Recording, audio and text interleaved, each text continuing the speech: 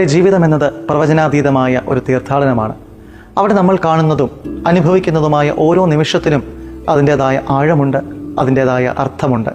പലപ്പോഴും സഹജീവികളുടെ വീഴ്ചകളെ വിരൽ ചൂണ്ടി വിചാരണ ചെയ്യുവാൻ നമ്മൾ തിടുക്കം കൂട്ടാറുണ്ട്. എന്നാൽ മറ്റൊരുവനെ വിധിക്കാൻ തുനിയുന്നതിന് മുൻപ് അതിന് പകരം അവന് നേരെ ഒരു കാരുണ്യഹസ്തം നീട്ടുവാൻ നമുക്ക് സാധിക്കണം. കാരണം നാളെ നമ്മളും ഇതേ വീഥികളിലൂടെ, ഇതേ വീഴ്ചകളിലൂടെ കടന്നുപോയേക്കാം. ഈ യാഥാർത്ഥ്യം നമുക്ക് മുൻപിലുണ്ട്. മറ്റുള്ളവരെയും അവരുടെ ജീവിത സാഹചര്യങ്ങളെയും കേവലം ബാഹ്യമായ കണ്ണുകൾ കൊണ്ട് കാണുന്നതിനേക്കാൾ ഉപരിയായി ഹൃദയം കൊണ്ട് തൊട്ടറിയുവാൻ നാം പരിശ്രമിക്കേണ്ടതുണ്ട്. അത്തരം ഹൃദയബന്ധങ്ങളിൽ നിന്നാണ് രക്തബന്ധങ്ങൾക്കും അപ്പുറം കർമ്മബന്ധങ്ങൾ കൊണ്ടുള്ള ചില സുദൃഢമായ സൗഹൃദങ്ങൾ ജനിക്കുന്നത്. വേദനകളുടെയും നഷ്ടങ്ങളുടെയും കനൽ വഴികളിൽ എല്ലാം മറക്കാൻ ഒരല്പം തണലേകുന്ന, ഒരിക്കലും ഇലകൊഴിയാത്ത ആ സൗഹൃദ മരങ്ങളെക്കാൾ മനോഹരമായി ഈ ഭൂമിയിൽ മറ്റെന്താണ് ഉള്ളത്? ഒരു മുറിയിൽ സന്ധ്യയ്ക്ക് 4 മെഴുകുതിരികൾ ഒന്നിച്ചിങ്ങനെ കത്തിക്കൊണ്ട് നിൽക്കുകയാണ്. ഒന്നാമത്തെ മെഴുകുതിരി സങ്കടത്തോടെ പറഞ്ഞു, ഞാനിവിടെ നിൽക്കേണ്ട കാര്യമില്ല. അപ്പോൾ മറ്റുള്ളവർ ചോദിച്ചു, നിന്റെ പേര് സമാധാനം എന്നല്ലേ? ആ മെഴുകുതിരി മറുപടിയായിട്ട് പറഞ്ഞു, എൻ്റെ പേര് സമാധാനം എന്നാണെങ്കിലും ലോകത്തിൽ സമാധാനമില്ലാത്തതുകൊണ്ട് എനിക്കിനി സ്ഥാനമില്ല എന്ന് പറഞ്ഞ് അത് തന്നെ അണഞ്ഞു പോകുകയാണ്. അത് പോയി എന്ന് കണ്ടു കഴിഞ്ഞപ്പോൾ രണ്ടാമത്തെ മെഴുകുതിരി പറഞ്ഞു, ഞാൻ എന്തിനാ ഇവിടെ നിൽക്കുന്നത്? നിന്റെ പേര് വിശ്വാസം എന്നല്ലേ? ആ മെഴുകുതിരി പറഞ്ഞു, എൻ്റെ പേരൊക്കെ വിശ്വാസം എന്ന. ആർക്കാണ് ഇവിടെ വിശ്വാസമുള്ളത്? പരസ്പരം മത്സരിക്കാൻ വേണ്ടി മാത്രം ഇന്ന് വിശ്വാസങ്ങൾ ഒതുങ്ങി പോകുകയല്ലേ? അതുകൊണ്ട് ഞാനും ഇവിടെ നിൽക്കുന്നത് കൊണ്ട് കാര്യമില്ല എന്ന്.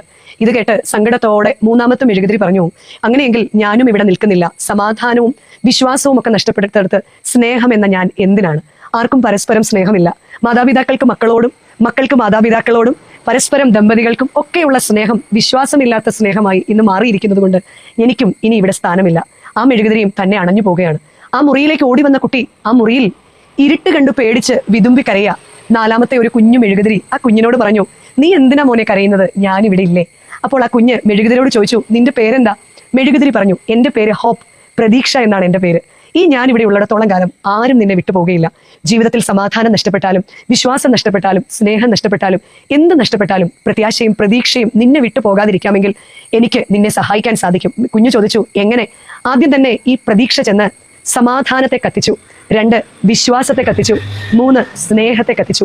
ഈ 3 പേരെയും തെളിയിക്കുവാൻ, വീണ്ടും ശക്തി കൊടുക്കുവാൻ പ്രത്യാശയ്ക്കും പ്രതീക്ഷയ്ക്കും സാധിച്ചു. പ്രിയമുള്ളവരെ, പലപ്പോഴും നമ്മുടെ ജീവിതത്തിൽ സമാധാനം നഷ്ടപ്പെടും. സമാധാനത്തോടൊപ്പം തന്നെ ആ വിശ്വാസം നമ്മുടെ ഉള്ളിൽ നഷ്ടപ്പെടും. വിശ്വാസം നഷ്ടപ്പെടുമ്പോൾ നമ്മുടെ ഉള്ളിൽ പലപ്പോഴും സ്നേഹവും നഷ്ടപ്പെടും. പക്ഷേ ഒരിത്തിരി വെട്ടമായെങ്കിലും പ്രതീക്ഷ നമ്മുടെ ഉള്ളിൽ നഷ്ടപ്പെടാതിരിക്കണം.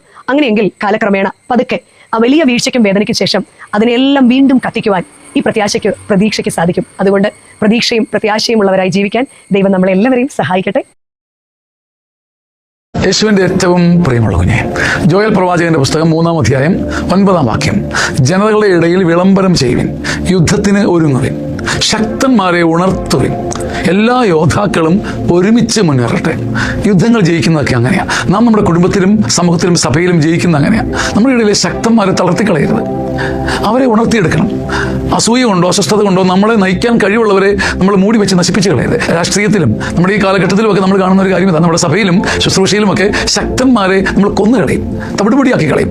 അവരെ ഉണർത്തിയെടുക്കണം. എന്നിട്ട് എല്ലാ യോദ്ധാക്കളും ഒരുമിച്ച് മുന്നേറണം, കൈ കോർക്കണം, മനം ചേരണം, ആത്മാവ് തമ്മിൽ പളുങ്കുമുത്തുകൾ പോലെ ചേരണം. അതിന് നാം പ്രാർത്ഥിക്കണം. പ്രിയപ്പെട്ടവരെ, നാം ഒരുപാട് വലിയ കാര്യങ്ങൾ ചെയ്യുന്നു, ഒന്നും നിലനിൽക്കുന്നില്ല. കാരണം നാം ഈ യുദ്ധമുഖത്ത് ഒറ്റയ്ക്കൊറ്റയ്ക്കാണ് പോരാടുന്നത്. ഒരാളുടെയും പ്രാർത്ഥനയിൽ മറ്റൊരാളില്ല. നമ്മൾ ഈ മേനി പറയും, പക്ഷേ ഒറ്റയ്ക്ക് പ്രാർത്ഥിക്കുമ്പോഴുമൊക്കെ ആത്മാവ് യുദ്ധത്തിന് പുറപ്പെടുന്നത് പോലെ എൻ്റെ സഹോദരങ്ങൾ, എൻ്റെ പ്രിയപ്പെട്ടവർ, എൻ്റെ ശത്രുക്കൾ, എന്നെ നോവിച്ചവർ എല്ലാവരെയും ചേർത്ത് പിടിക്കണം. യോദ്ധാക്കൾ ഒരുമിച്ച് മുന്നേറണം. നീ പരാജയപ്പെടുന്നതിൻ്റെ വലിയ കാര്യം ഇവിടെയാണ്. സാത്താൻ നിന്നെ വെറുതെ വിടുന്നതിൻ്റെ കാര്യം അത് തന്നെയാണ്. സാത്താനോട് പോരാടി സഭയെ ജ്വലിപ്പിക്കണമെങ്കിൽ ശക്തന്മാരെ നാം ഉണർത്തണം. നമ്മുടെ ഇടയിൽ കൃപയുള്ളവരെ കണ്ടെത്തി അവരെ പ്രോത്സാഹിപ്പിക്കണം. എളുപ്പമല്ല. നമ്മുടെ അസൂയ അതിന് നാം വെട്ടണം. ആത്മാവിൽ എല്ലാവരെയും ചേർത്ത് പിടിച്ചാൽ ഒരു യുദ്ധവും നീ തോൽക്കുകയില്ല. പരാജയപ്പെടുമ്പോൾ നീ ഓർക്കണം, നീ ശക്തന്മാരെ തളർത്തിയിട്ടുണ്ട്. ഒപ്പം നീ യുദ്ധം ചെയ്യുന്നത് ഒരുമിച്ച് എല്ലാ യോദ്ധാക്കളുമായിട്ടല്ല, നീ ഒറ്റയ്ക്കാണ്. അത് ഓർത്തിരിക്കണം. ആമേൻ. പ്രിയമുള്ളവരെ, വളരെയധികം പ്രയാസങ്ങളിലൂടെയും പ്രതിസന്ധികളിലൂടെയും കഷ്ടതകളിലൂടെയും സഹനങ്ങളിലൂടെയൊക്കെ കടന്നു പോകുന്നവരാണ്. ഈ അവസ്ഥയിലൂടെയൊക്കെ കടന്നു പോകുമ്പോൾ നമ്മൾ മാനസികമായും ഒത്തിരി വ്യഥകളും പ്രയാസങ്ങളും ഒക്കെ അനുഭവിക്കുന്നുണ്ട്. എന്നാൽ കർത്താവിൻ്റെ വചനം ഇവിടെ പറയുകയാണ്. സങ്കീർത്തന പുസ്തകം 55-ാം അധ്യായം 22-ാമത്തെ തിരുവചനം. വചനം പറയുകയാണ്, നിന്റെ ഭാരം കർത്താവിനെ ഏൽപ്പിക്കുക, അവിടുന്ന് നിന്നെ താങ്ങിക്കൊള്ളും, നീതിമാൻ കുലുങ്ങാൻ അവിടുന്ന് സമ്മതിക്കുകയില്ല. പ്രിയമുള്ളവരെ, നമ്മുടെ ജീവിതത്തിലെ ഭാരങ്ങളും പ്രയാസങ്ങളും സഹനങ്ങളും എന്ത് തന്നെയായാലും, ഏതവസ്ഥയിലായാലും അതെല്ലാം കർത്താവിൻ്റെ കരങ്ങളിൽ കൊടുത്തുകൊണ്ട്, അതെല്ലാം കർത്താവിനെ ഏൽപ്പിച്ചുകൊണ്ട് നമ്മൾ ജീവിക്കുകയാണെങ്കിൽ തീർച്ചയായിട്ടും ദൈവത്തിൻ്റെ വചനം പറയുന്നു, എന്നെ അത് ഏൽപ്പിക്കുകയാണെങ്കിൽ നിന്നെ ഞാൻ താങ്ങിക്കൊള്ളാം, നിന്നെ ഞാൻ കരുതിക്കൊള്ളാം, നിൻ്റെ പ്രയാസങ്ങളിൽ നിൻ്റെ കൂടെ ഇരുന്ന് നിന്നെ ഞാൻ ആശ്വസിപ്പിക്കാം എന്ന് കർത്താവിൻ്റെ വചനം നമുക്ക് ഉറപ്പ് നൽകുകയാണ്. അതുകൊണ്ട് പ്രിയമുള്ളവരെ, നമ്മുടെ ജീവിതത്തിലെ പ്രയാസങ്ങളും സഹനങ്ങളും ഭാരങ്ങളുമെല്ലാം നമ്മൾ തന്നെ സ്വയം ചുമക്കാതെ അതെല്ലാം കർത്താവിൻ്റെ കരങ്ങളിൽ ഏൽപ്പിച്ചുകൊണ്ട് സ്വാതന്ത്ര്യത്തോടുകൂടി ജീവിക്കുവാൻ നമ്മൾക്ക് ഏവർക്കും സാധിക്കട്ടെ എന്ന് പ്രാർത്ഥിക്കുന്നു. അതിന് ദൈവത്തിൻ്റെ പരിശുദ്ധാത്മാവ് എന്നെയും നിങ്ങളെയും സഹായിക്കട്ടെ എന്ന് പ്രാർത്ഥിച്ചുകൊണ്ട് നിർത്തുന്നു. ദൈവതിരുനാമം മാത്രം മഹത്വപ്പെടട്ടെ.